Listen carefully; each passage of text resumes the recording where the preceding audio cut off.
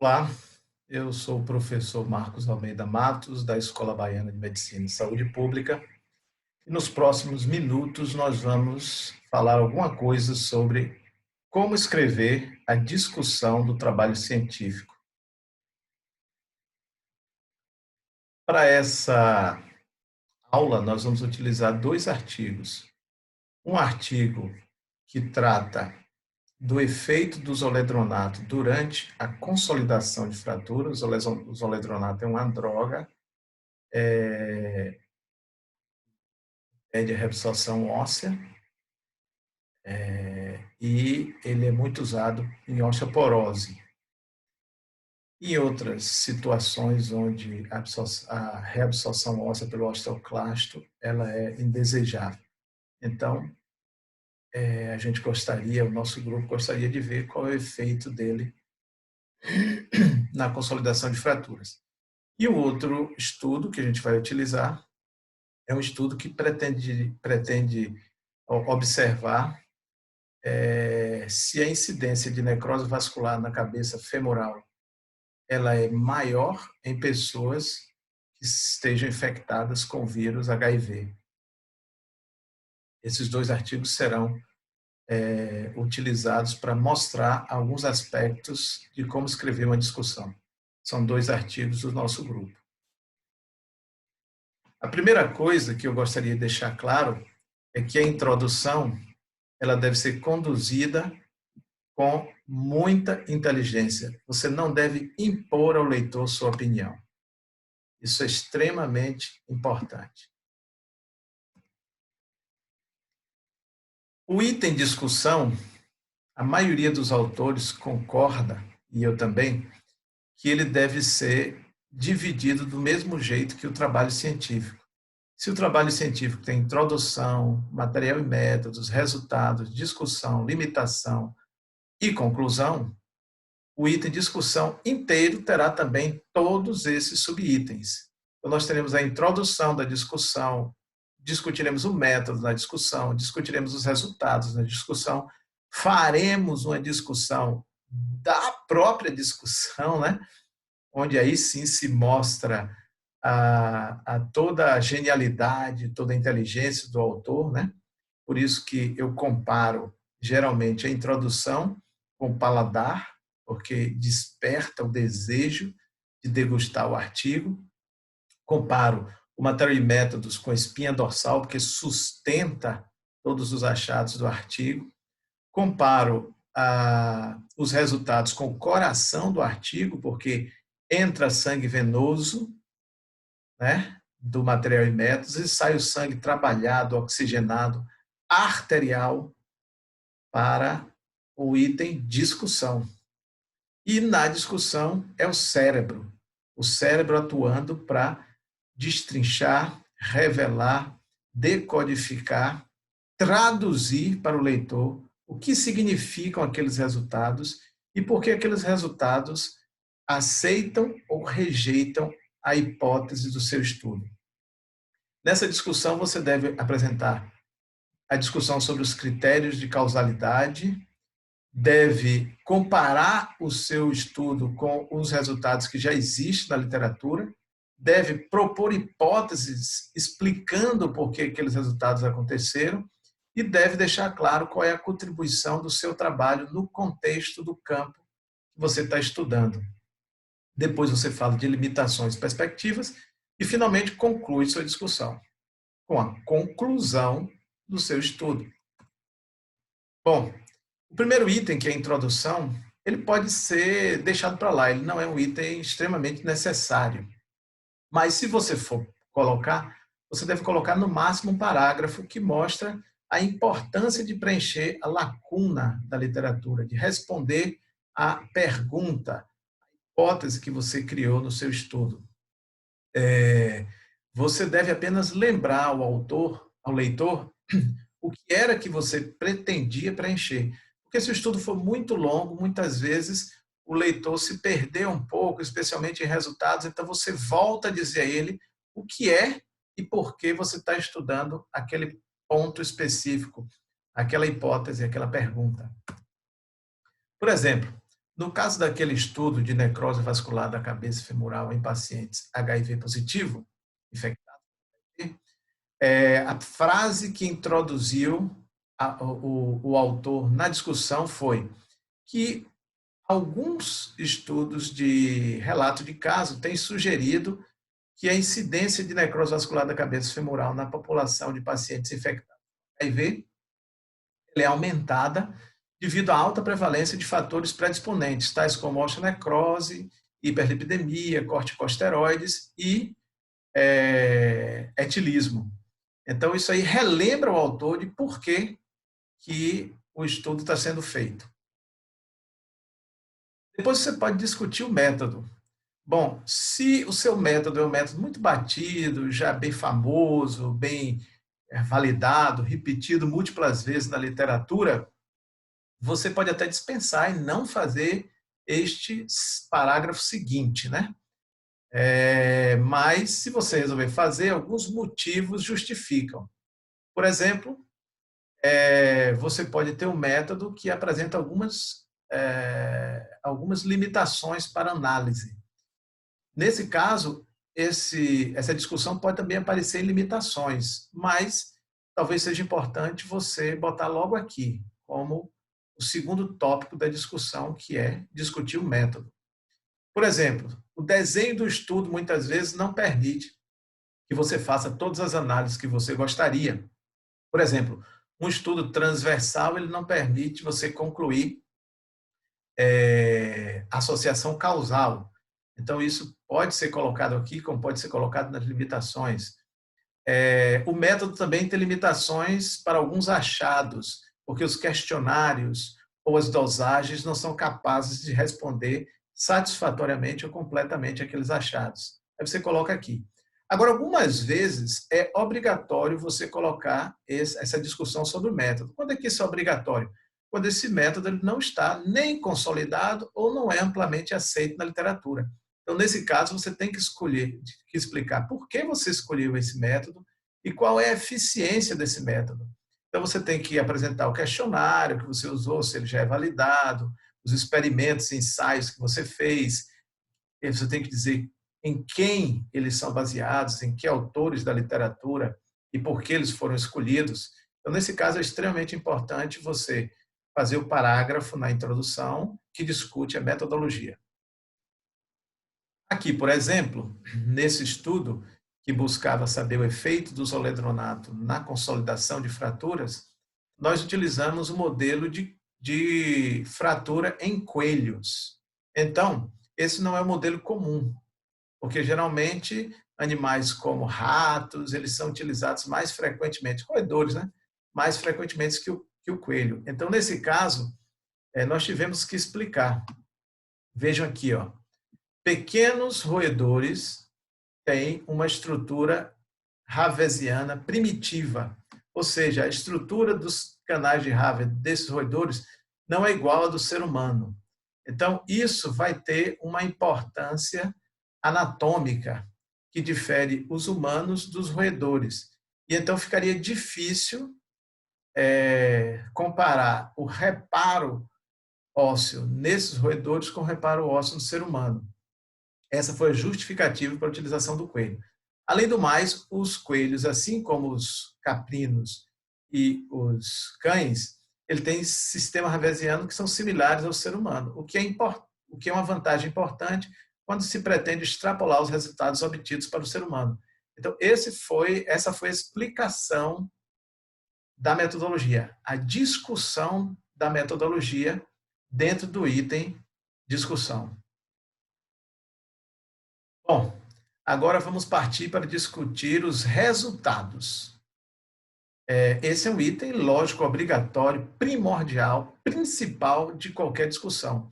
Você tem que dedicar, no mínimo, 2 parágrafos a esse tópico. Então, na discussão, 2 parágrafos são dedicados a discutir os resultados. Inclusive, quando você não discute nem a introdução, você não bota um parágrafo introdutório e nem bota um parágrafo introduzindo a metodologia, ou discutindo a metodologia, você começa a discussão a partir dos resultados. Normalmente é isso que eu faço nos meus estudos, para que eles fiquem curtos, né? Porque hoje em dia as revistas exigem trabalhos mais compactos. Eu já começo discutindo os resultados. E geralmente dedico 2 parágrafos a eles. Você primeiro tem que discutir os resultados mais importantes, então os resultados devem ser discutidos por ordem de importância, exatamente como você fez no item resultados. Então, primeiro você discute o resultado principal, depois os resultados secundários.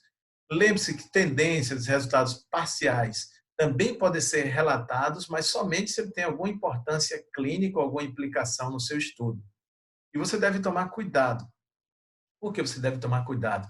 Porque você deve facilitar a vida do leitor apresentando apenas os resultados de forma mais clara, ele já digerido, você mastiga, digere e apresenta o resultado disso. Ou seja, traduzido. Você não deve repetir os itens resultados. Tal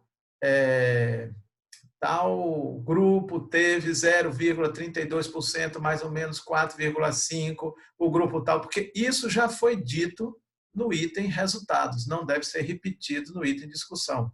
Na discussão, você deve apenas mostrar de forma fácil, simples e compreensível o que os resultados do seu estudo trouxe à luz.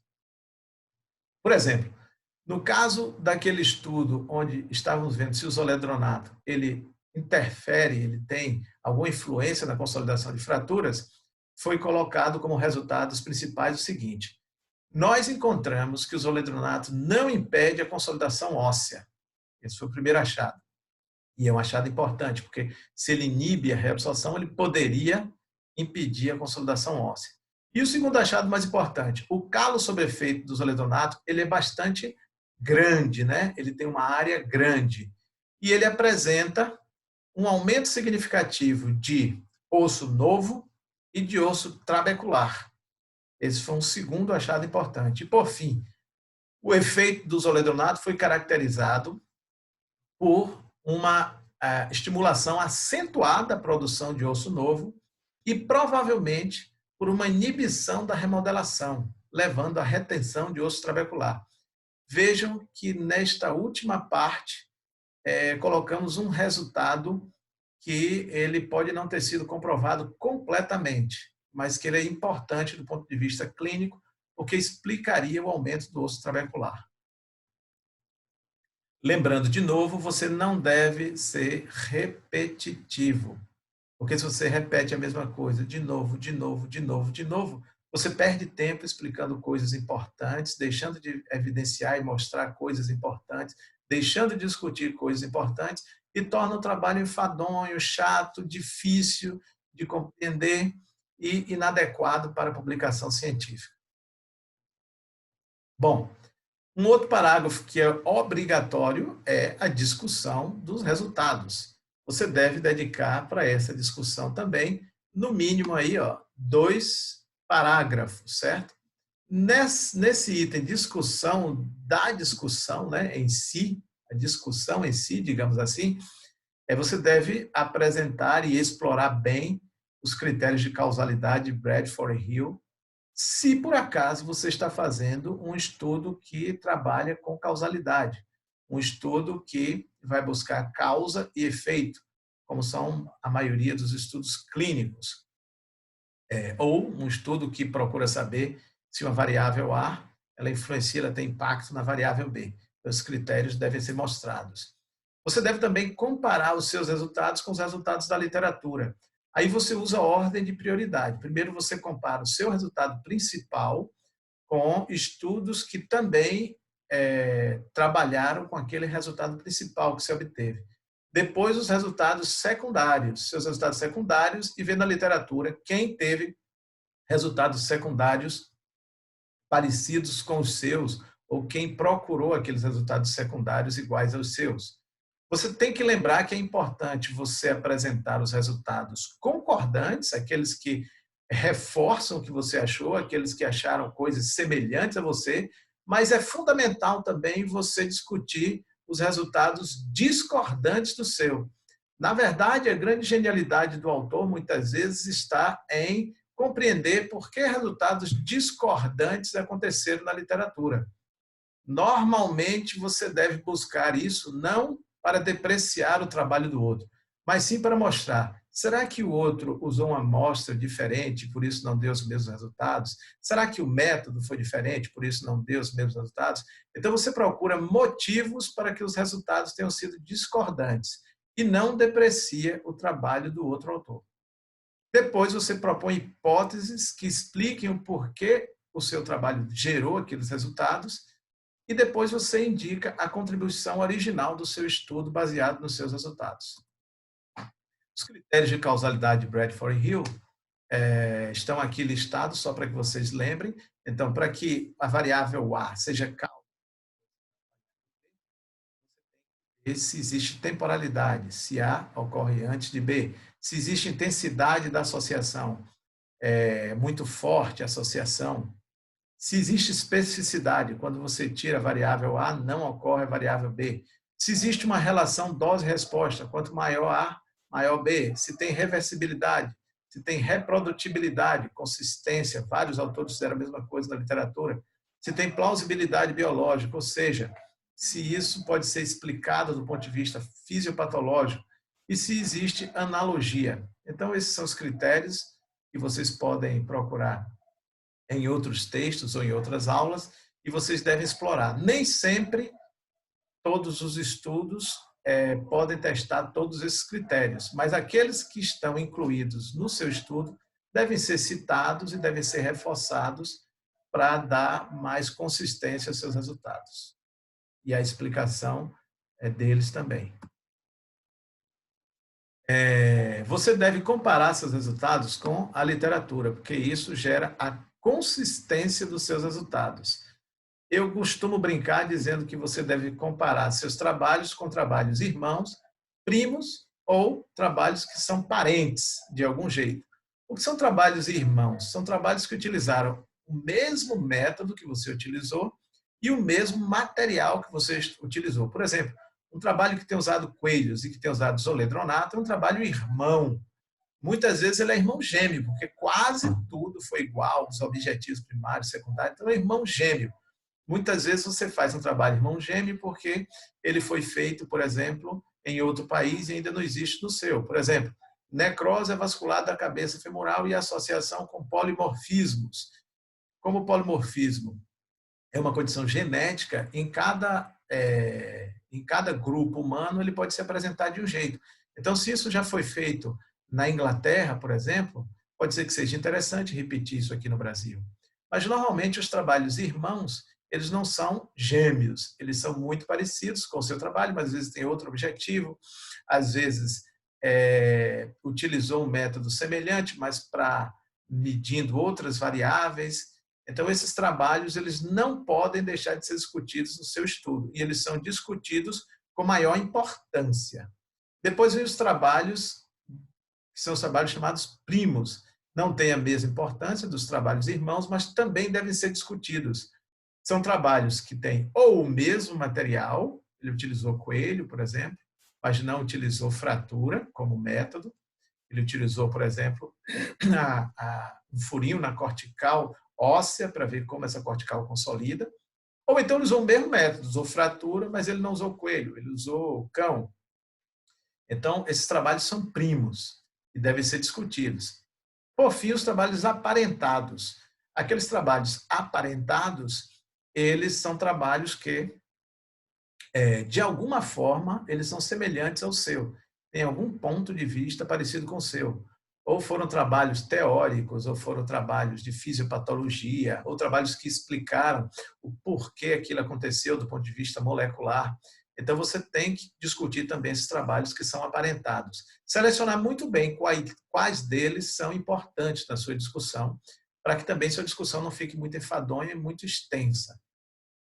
Importante aqui, de novo, é falar que discorrer sobre as diferenças e semelhanças entre os trabalhos podem explicar por que o seu trabalho deu resultados semelhantes ou resultados diferentes de outros trabalhos. Então, é muito importante que você enfatize justamente essas diferenças e essas semelhanças. Aqui, por exemplo, nesse caso, discutindo o que se tem na literatura, o autor coloca que Lírio e colaboradores mostraram que o zoledronato pode aumentar o volume do calo ósseo, o conteúdo mineral e o volume trabecular ósseo em um modelo de defeito cortical em fêmur. Então, veja, esse autor mostrou a mesma coisa, um aumento do volume do calo e um aumento das trabéculas ósseas, mas não foi em fratura. Foi em um modelo experimental em coelho, utilizando defeito cortical. Bom, esse trabalho é um trabalho primo do nosso. Então, nós tínhamos que colocar que ele teve o mesmo resultado que o nosso. Finalmente, MacDonald e colaboradores relataram que o zoledronato aumenta o volume do calo e leva uma retenção de osso trabecular durante a consolidação da fratura. Esse segundo achado explica o nosso segundo achado de que existia um volume maior de osso trabecular e que provavelmente era porque o zoledronato impedia a reabsorção desse osso trabecular. Então, aqui nós estamos tentando explicar para o leitor quais foram os motivos e também quais são os trabalhos da literatura que dão suporte a essa ideia e que explicam os resultados do nosso trabalho. A próxima etapa é a proposição de hipóteses. Nessa proposição da hipótese, você deve propor hipóteses não só para os achados concordantes, como também para os achados discordantes dos seus. Como é que você faz isso? Você vai ter que estudar bastante a fisiopatologia do seu, ou o mecanismo que está implicado no seu estudo, e depois disso, você desenha a sua plausibilidade biológica, a sua analogia entre o que está acontecendo no seu estudo e o que está acontecendo na fisiopatologia que explica o seu estudo. Os resultados eles devem ser coerentes com o conhecimento científico atual. Nesse momento, o autor vai mostrar toda a sua genialidade, tentando conectar os fatos para dar uma explicação lógica a tudo que aconteceu no estudo, mostrando que o que aconteceu é real, tem respaldo e que confirma a sua hipótese. Nesse caso, o autor começa a ter um pouco de liberdade de redação. Por quê? Porque ele lê muita coisa, ele aprende muita coisa através da literatura científica atual, usa a sua capacidade intelectual para traduzir aquele conhecimento científico e colocar no seu estudo. Porém, apesar dessa liberdade de propor hipóteses, o autor deve ter cuidado com proposições que possam ser perigosas e que não tenham respaldo nem científico, nem fisiopatológico, nem biológico. Eu gostaria de dizer, para terminar só essa partezinha, que neste momento o autor pode inclusive sugerir coisas que são conjecturas, que são coisas que ele acredita que possam ser respaldadas na literatura, mas que necessariamente ele não provou no estudo dele.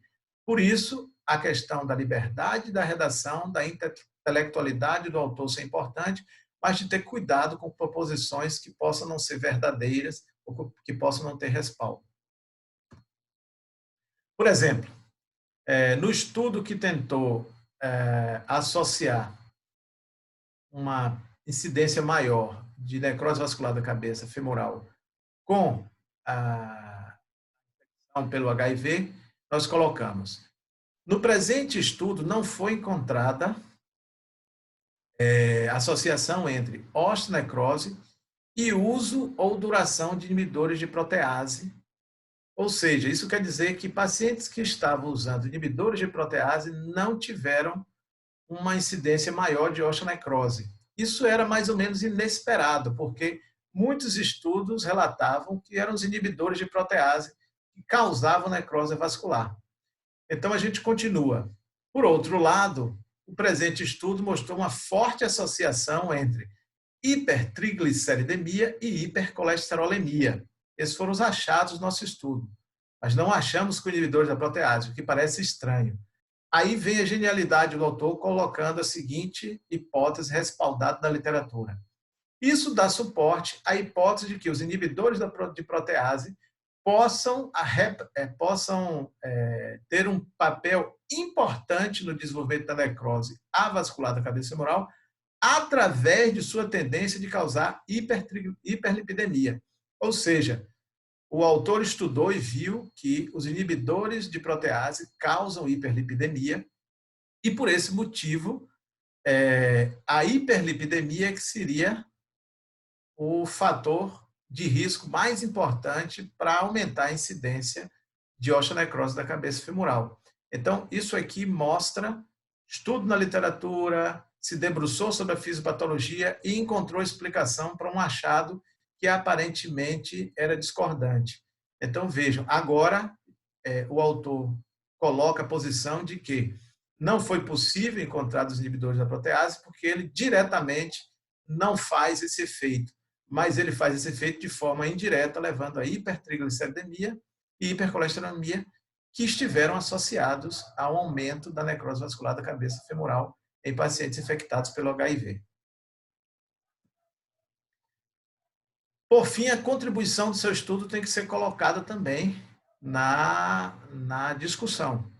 Então, naquele estudo que se procurou ver o efeito do zoledronato na consolidação de fraturas, o autor coloca qual é a sua contribuição com estes resultados. Do nosso conhecimento, esse é o primeiro estudo que mostra um efeito anabólico impressionante do zoledronato durante a consolidação de fraturas por meio de uma avaliação estomofométrica. Na época, se acreditava que o zoledronato era uma droga apenas catabólica. Então, aqui se prova que ele é anabólico também, pela primeira vez na literatura. A segunda coisa importante é que esse estudo utilizou um tipo de avaliação que até então não tinha sido usado para verificar o efeito do zoledronato, que era a avaliação estomofométrica. Então, essa já é uma contribuição original do estudo. Continua dizendo, este é um achado importante, o zoledronato ser considerado anabólico durante a consolidação da fratura, porque ele aumenta, né? Aumenta o calo ósseo, né? Ele melhora o desempenho do organismo em produzir osso novo. Então, continuando. Este é um achado importante porque dá suporte a estudos que têm como objetivo avaliar os benefícios clínicos destas drogas, que são drogas semelhantes ao zoledronato, né? Em doenças ou condições patológicas nas quais o reparo ósseo possa estar envolvido. Então, a partir de agora, o autor disse contribuição, a partir dos dados desse estudo, a grande contribuição é que se prova que ele é anabólico e que pode ter um efeito benéfico na consolidação de fraturas. E a partir daqui, outros estudos podem ser feitos baseados nesse efeito benéfico do zoledronato. Essa é a contribuição dos achados do estudo. Você tem que lembrar uma coisa importantíssima, é que as peças da discussão, elas têm que se encaixar perfeitamente, convencendo o leitor, com literatura atual, com plausibilidade biológica, de que todas as peças têm sentido e se encaixam perfeitamente, porque isso vai provar que o seu estudo tem uma boa hipótese, uma boa pergunta, uma boa metodologia que apresentou resultados bons, consistentes e explicáveis do ponto de vista científico. Limitações e perspectivas são coisas que tem que realmente conter no seu trabalho. Então, você tem que dizer quais são as arestas do seu trabalho que ficaram sem resposta. Por exemplo, alguns achados que não tiveram poder estatístico. Você conseguiu comprovar algumas coisas com amostra boa para isso, mas para algumas coisas sua amostra não foi tão boa, o seu poder estatístico não foi tão bom. Outro problema é você discutir questões metodológicas menores que devem ser melhoradas em trabalhos futuros. E também os objetivos secundários, porque muitas vezes você fez todo o seu trabalho baseado no objetivo primário e teve alguns objetivos secundários que você não deu tanta ênfase na metodologia. Isso deve ser deixado claro. Por exemplo, a gente falou aqui, estudos de corte transversal, eles permitem avaliar associações, mas eles não são aceitos comumente como estudos que possam avaliar causa e efeito. Essa causa e efeito são avaliados em estudos longitudinais. Então, se o seu estudo é transversal, já está implicada uma limitação no desenho do seu estudo. E outras implicações podem ter aí no tamanho amostral, do tamanho amostral para dados secundários, para outras análises que você fez, para análise multivariada, por exemplo, para fatores de confundimento. O importante é você deixar claro por que as limitações do seu estudo não depreciam os achados e o valor do seu trabalho. Porque confundir limitação do estudo com erros metodológicos, você usou o desenho de estudo errado, você concluiu coisas erradas, você não usou o melhor método, você não usou o método mais consistente, seu método não foi validado, seu método é um método que muitos não reconhecem especificamente para o que você modelou, ou, por exemplo, você colocar como limitação de infraestrutura, falta de recursos para fazer o que você idealmente deveria fazer por causa do orçamento apertado. Isso aqui é terrível e deprecia o valor do seu trabalho. Você não deve confundir limitações do estudo com erros ou com falta de infraestrutura. Por exemplo, nesse estudo, onde nós avaliamos a infecção pelo HIV com osteonecrose da cabeça femoral, nós colocamos como limitação: não encontramos associação entre o uso de álcool ou de corticosteroides, que era esperado. Mas a acurácia em determinar o papel desses fatores de risco pode estar limitada na presente meta-análise. Por que estaria limitado? Seria um erro? Seria um problema metodológico? Seria um problema de orçamento? Não. Vamos colocar na segunda frase: detalhes do uso de álcool, como quantidade, né? E do uso de corticosteroides, se antes ou se depois do aparecimento da necrose, poderiam ser melhor determinados por uma entrevista direta com o paciente. Então, como o nosso estudo é uma meta-análise, não é possível, pelo desenho do estudo, fazer uma entrevista direta aos pacientes, porque a meta-análise trabalha com dados de outros estudos. Então, isso não era possível, por isso, limitou a avaliação do álcool e do corticosteroide, mas, como isso não seria possível por causa do desenho do estudo, não se confirma que houve uma falha metodológica, nem uma falha, por exemplo, de infraestrutura. Você tem que mostrar as suas limitações e os seus erros, mas você não deve tirar o valor e a delícia de ler e ver o seu trabalho.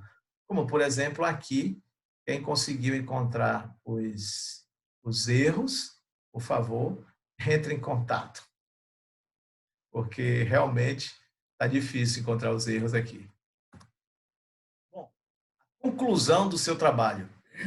A conclusão, ela preferencialmente deve ser única. Eu gosto de trabalhos que têm conclusão em uma única frase, mas muitas vezes você pode colocar uma conclusão primária, que é baseada na sua hipótese principal, que é a mais importante, que vem primeiro, e depois colocar conclusões secundárias que poderão ser geradas a partir da seu objetivo secundário, das suas hipóteses secundárias. Eles podem vir também em um único parágrafo, uma frase com a conclusão principal e uma segunda frase com a conclusão secundária, ou as conclusões secundárias, ou então até em parágrafos separados, mas preferencialmente a conclusão não deve ter mais de um parágrafo.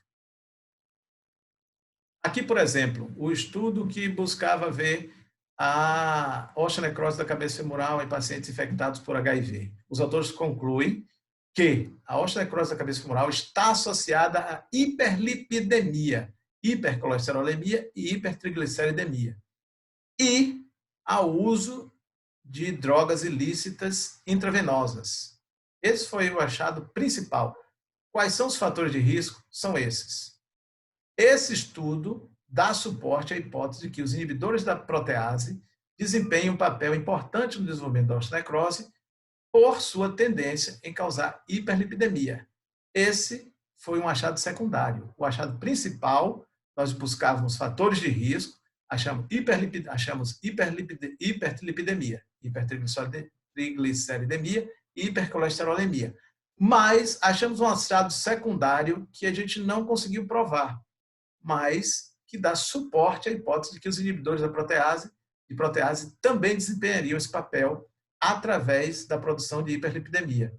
Então, essa é uma conclusão de, basicamente, 2 períodos e um único parágrafo.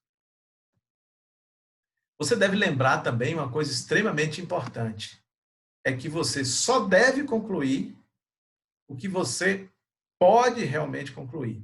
Você não deve concluir coisas que não estão associadas ao seu estudo. Aqui é uma brincadeira, obviamente, né? Vodka mais gelo acaba com os rins. Rum mais gelo acaba com o fígado. Gin mais gelo acaba com os neurônios. Uísque mais gelo acaba com o coração. Então, qual é a conclusão óbvia? É que parece que essa porcaria do gelo acaba com tudo. Então, tome cuidado, porque muitas vezes nós, pesquisadores, acabamos vendo coisas óbvias e concluindo coisas inesperadas e inadequadas. Gostaria novamente de agradecer a atenção de todos e deixo aqui o meu e-mail para qualquer dúvida ou comentários que vocês desejem fazer. Um grande abraço.